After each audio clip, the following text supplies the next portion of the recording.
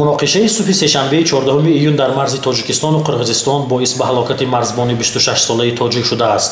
ҳарчанд мақомоти расмии тоҷикистон доир ба ин ҳодиса иттилоъ надоданд, аммо озодӣ дар такя ба манбаъҳои худ дар исфара мегӯяд, ки марзбони кушташуда аз ноҳияи ҷайҳун мебошад. ҳоло ин сарбози кушташуда дар сардхонаи яке аз бемористонҳои исфара нигаҳдорӣ мешавад.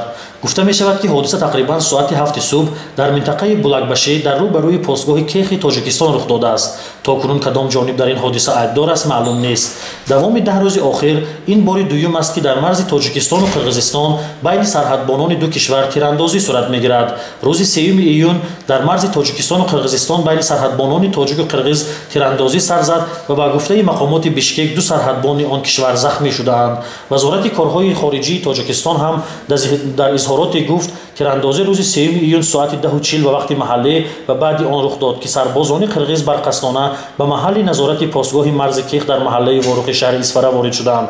тақрибан нисфи аз марзи 970 километрии тоҷикистону қирғизистон таъйину аломатгузорӣ нашудааст ва аз ин сабаб байни сокинони ду тарафи марз барои обу замину чарогоҳ муноқишаҳо сар мезананд.